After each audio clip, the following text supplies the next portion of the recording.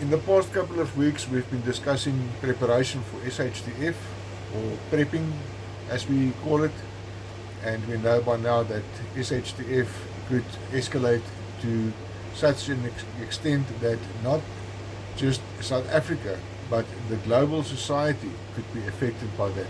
I mentioned previously about apocalyptical events that's looming, and it's a situation from which there is no turning back. There is no remedy after 3 or 4 weeks or 2 months. It's a situation that is permanent and will affect your life in the long run, turning your life upside down like you never could have imagined before.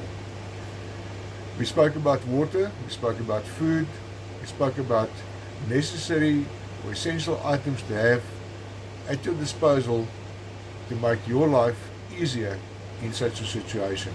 I'm Klaas, good afternoon and welcome to Urban Back. Somebody told me last week the world is not going to come to an end. Well, maybe not today or tomorrow or next week, but these things are imminent. If you look at where the world is going, wars that is all over the show, political direction the world is taking, natural events, we are talking about a possible situation from which there is no return. And we ask ourselves, why do we prep? We prep simply to have an advantage for when SHTF happens. Preparation, like I said, covered previously, your food and your water and essential items. But in the end, preparation is also spiritual. It's also physical, a fitness regime that you can follow to keep your body ready and strong for when these things happen. Also a mental preparation. All these things that will be contributing to your personal resilience in these situations. On the 23rd of March, we had an event in South Africa that did its own fear-mongering, pushed by or enhanced by threats by the political leaders of these parties. And in anticipation of that, we expected looting, we expected damaging of property, both private and public. We expected damaging of infrastructure, burning of factories, and in the end, that didn't happen. And in my opinion, we came through that fairly unscathed. We know what the flip side of that is. We know what happened in KZN 2 years ago. And we know how this could have escalated, disrupting supply chain, disrupting what is available for you on the shelf. And you can walk into the shops now and see all the shelves are packed. Everything is there. But in an SHTF situation, first thing that's going to go is your food. Your fuel is going to go. Gas for your gas stoves or homes that operates exclusively on gas. Electricity is not going to be there anymore. There's a lot of things that we are so used to that is simply not going to be there anymore. So that is why we prep. We also prep because when we need to join a community, we cannot expect of such a community to sustain us. So, and a lot of these communities, and there are several communities that has been established in South Africa already, those communities require of you to be self-sustaining for an indefinite period. I said in a previous video, let's look at the sustenance period of about 6 weeks.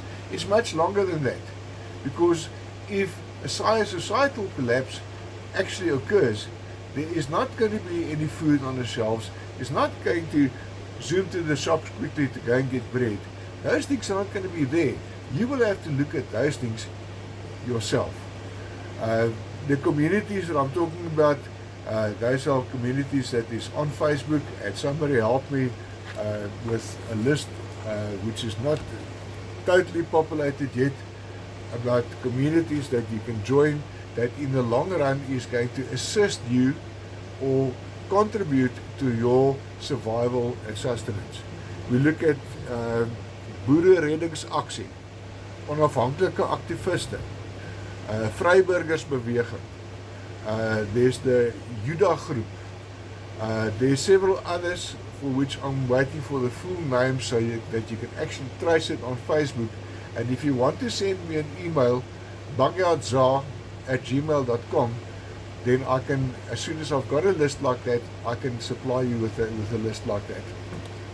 Another question that came up in the past couple of days is bugging out or bugging in.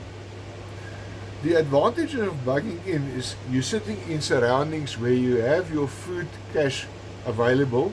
You might not have water, but you have catered to have water available. You are in surroundings which is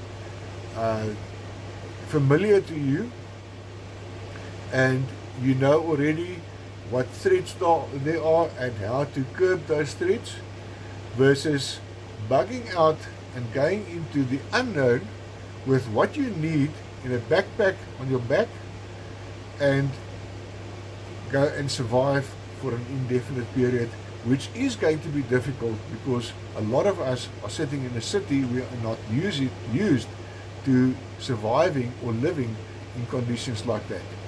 It's conditions that you are not sure about what the environmental issues are, you're not sure about what the safety issues are, you're not sure about what is available, what you can forage or what you can hunt to eat. So there's a very delicate balance between should I bug in or should I bug out. Bugging in, you've got the relative safety of your house. Bugging out, you're out in the open. And bugging out, you can join a community as the list or the few names that I've mentioned. But still, those communities are going to require of you to have your own sustenance. So that is another reason why we prep. We also prep because of one thing that is not going to be available in the future.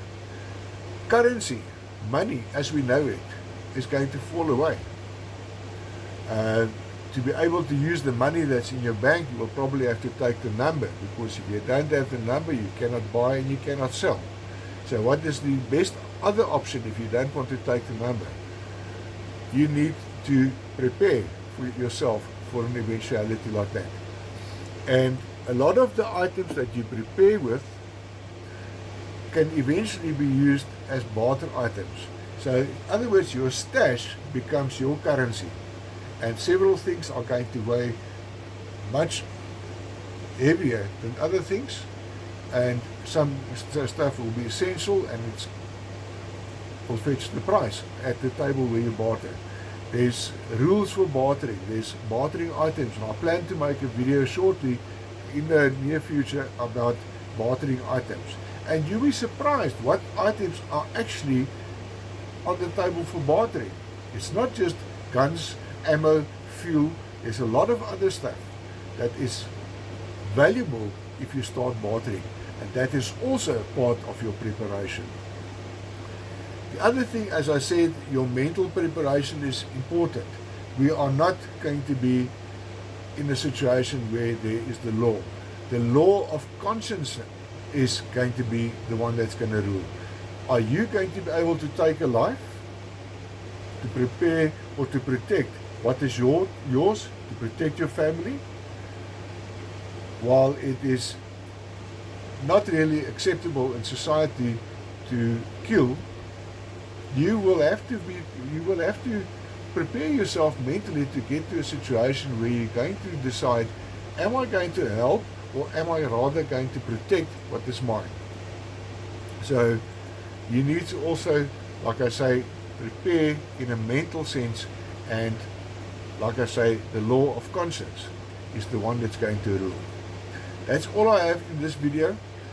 Like I said, if you want to get a head start on communities, you can drop me a mail. Backyardza, Backyard, I think it's B-U-G-G. Let me just have a look here.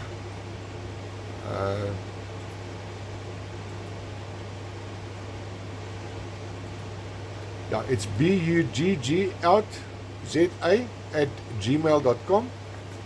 If you like the preparation videos that I post, please like, subscribe, because there's more. And then there's also a little bell at the bottom of this presentation that you can select, and it will give you notifications for any new publishings that I might post on YouTube. Stay safe, stay prepared, keep prepping. Enjoy your day.